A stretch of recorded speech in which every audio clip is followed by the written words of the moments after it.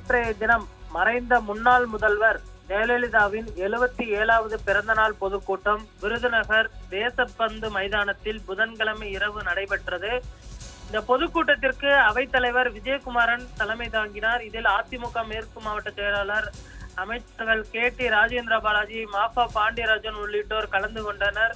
கூட்டத்தின் துவக்கத்தில் KT ராஜேந்திர பாலாஜிக்கு பொன்னாடை அணிவித்து வெள்ளிவாள் வழங்கப்பட்டது. மேலும் பலரும் பொன்னாடை அணிவிக்க வந்தனர். அப்பொழுது வரிசையில் முந்திக் கொண்டு விருதுநகர் பாண்டிய நகரை சேர்ந்த கிழக்கு ஒன்றிய அதிமுகவின் எம்ஜிஆர் மன்ற துணை செயலாளர் நந்தகுமார் பொன்னாடை அணிவிக்க வந்தார். இந்நிலையில் திடீரென நிர்வாகிகள் முன்னாள் அமைச்சர் KT ராஜேந்திர பாலாஜி கன்னத்தில் பலார் என்று அறிந்தார். பின்னர் அங்கிருந்தவர்கள் தடுக்கவே, எந்த ஊர்க்காரன் நீ, ஆள் பார்த்து சால்வ போடுவியா, கொன்னுடுவே என மிரட்டல் விடுக்கும் காட்சிகள் இணையதளத்தில் வெளியாகி வைரலாகி வருகிறது. அதிமுக பொதுக்கூட்டத்தில் நிர்வாகியை முன்னாள் அமைச்சர் அடைந்த சம்பவம் பரபரப்பை ஏற்படுத்தியிருந்த நிலையில் இது தொடர்பாக பார்த்தோமேனால் மாஃபை பாண்டியராஜன் அவர்கள் விளக்கம் அளித்திருந்தார். விருதுநகர் நிகழ்ச்சியில் முன்னாள் அமைச்சர் KTR ஆவேசப்பட்டது ஏன்? குறுநில மன்னர் போல விருதுநகரில் இருக்கிறார் KTR. கழக ரீதியாக மாவட்டங்களை பிரிக்க உள்ளதால் KTR ஆவேசம் அடைந்திருக்கிறார்.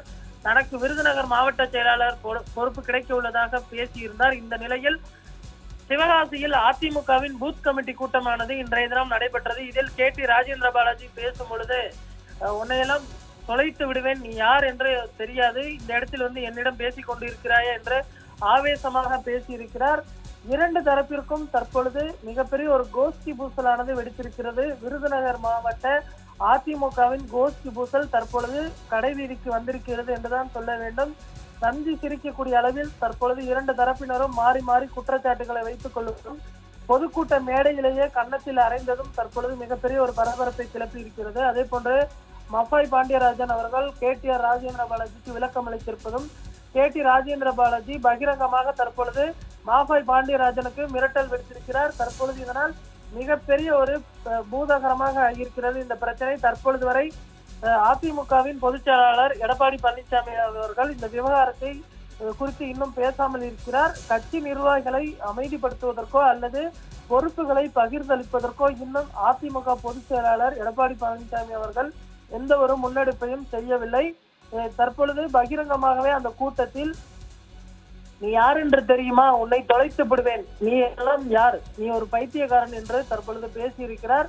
இந்த சம்பவம் தான் தற்பொழுது விருதுநகர் மாவட்ட அரசியலில் தற்பொழுது பரபரப்பாக பேசப்பட்டு வருகிறது. ஏற்கனவே ஈரோடு மாவட்டத்தில் செங்கோட்டையன் பிரச்சனை பூதாகரமாக வெடித்திருக்கக்கூடிய நிலையில் விருதுநகர் மாவட்டத்திலும் KT ராஜேந்திர பாலாஜிக்கும் மாஃபை பாண்டியராஜனுக்கும் இடையிலான இந்த பிரச்சனை தற்பொழுது மீண்டும் பூதாகரமாக வெடித்திருக்கிறது. போன்று தேர்தல் நெருங்க இருக்கக்கூடிய சூழ்நிலையில் அதிமுகவில் தொடரும் கோஷ்டி பூசல். இதற்கு முற்றுப்புள்ளி வைக்க வேண்டும், நிர்வாகிகளை அழைத்து பேசி சமாதானப்படுத்த வேண்டும் என்று அங்கிருக்கக்கூடிய நிர்வாகிகள் தற்பொழுது தெரிவித்திருப்பது குறிப்பிடத்தக்கது.